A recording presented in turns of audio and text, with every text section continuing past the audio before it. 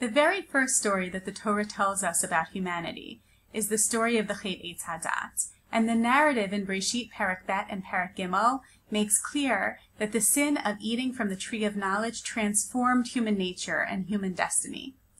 And yet, the question of what exactly was Yediat Tov V'Ra, what knowledge was imparted by eating from the tree, and how did that knowledge change mankind, is a complex one.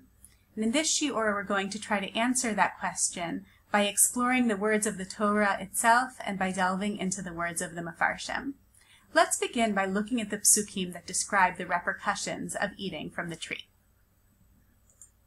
Let's click on Breshit, Perek Gimel, Pasuk Vav, and Pasuk Zayin. In Pasuk Vav, the Torah tells us that Chava saw that the tree and its fruit were desirable, and so she ate from it, and she gave fruit to her husband to eat as well. And then in Pasuk Zayin, the Torah tells us, "V'tipakachna einei shnehem v'yidu ki erumim hem, v'yitperu alei te'ina v'yasu lahem chagorot." Their eyes were opened, and they knew that they were naked, so they sewed for themselves clothes out of fig leaves. The juxtaposition of these two psukim, and the fact that the very first thing that Adam and Chava do after eating from the tree is make clothing for themselves, implies that Yediat Tov V'Ra imparted a certain sexual knowledge and sexual self-consciousness that made Adam and Chava aware that they were naked and made them want to wear clothing.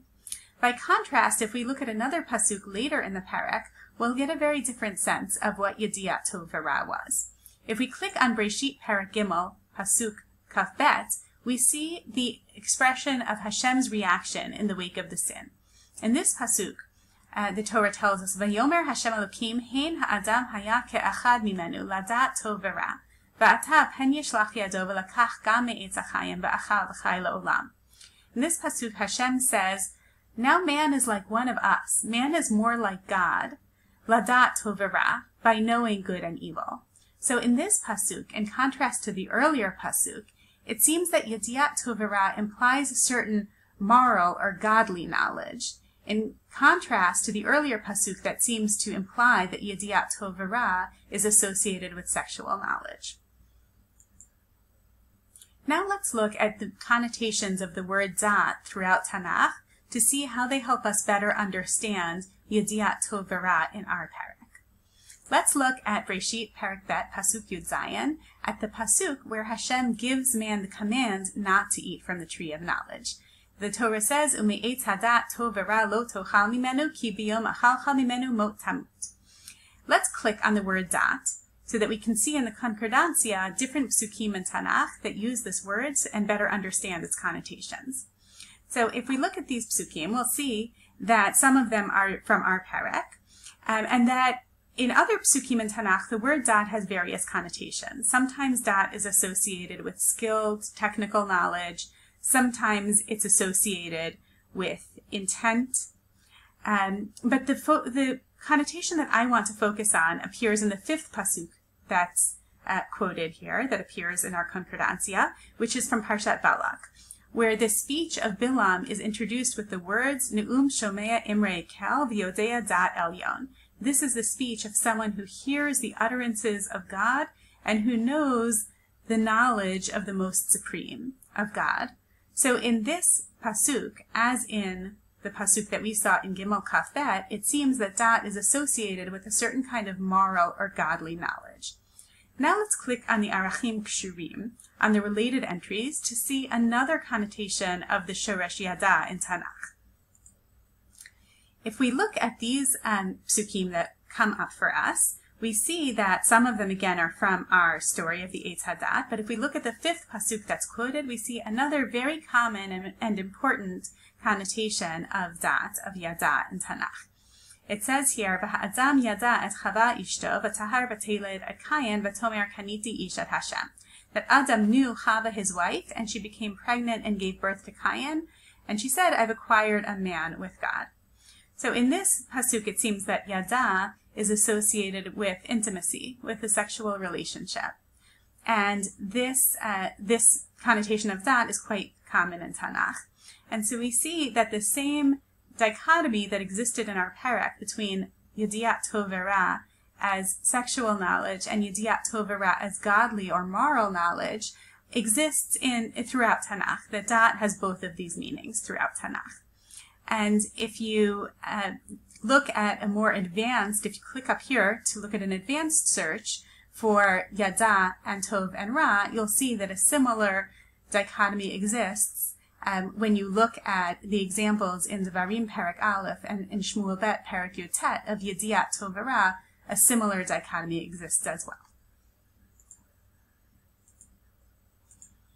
Now let's look at some of our commentators to understand how they approach this question of what is Yediat Tov Ra and how they resolve the various questions that arise from the psukim that we saw.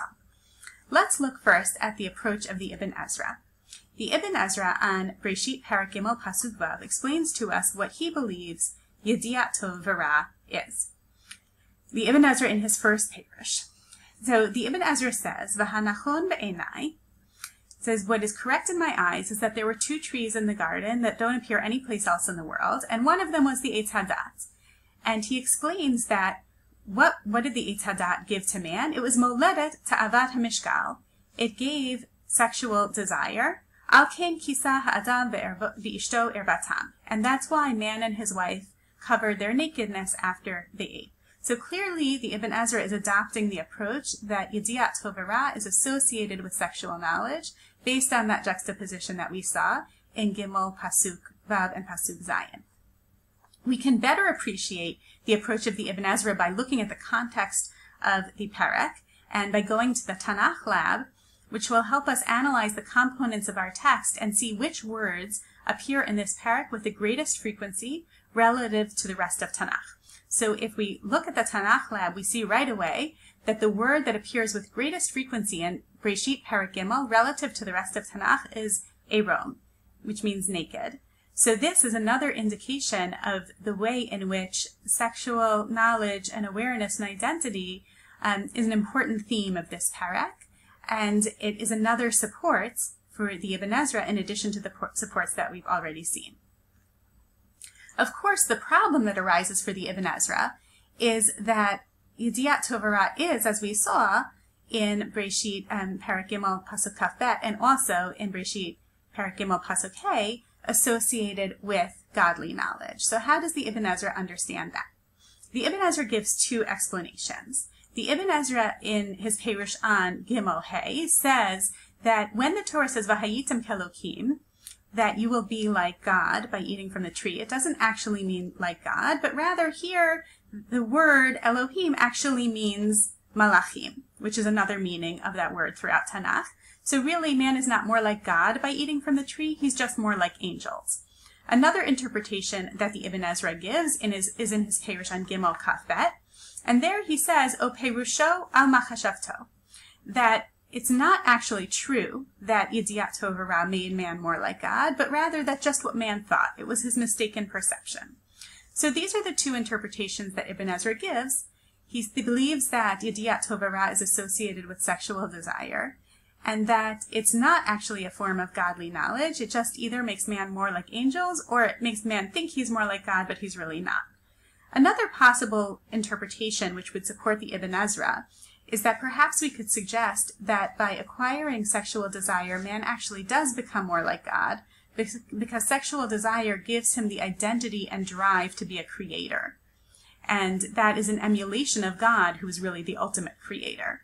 The Ibn Ezra doesn't say that, but I think it's an interesting approach that could be a support for the approach of the Ibn Ezra. Now let's look at another approach, which is the approach of the Ramban. The Ramban takes a different interpretation of Yediat Tov Ra.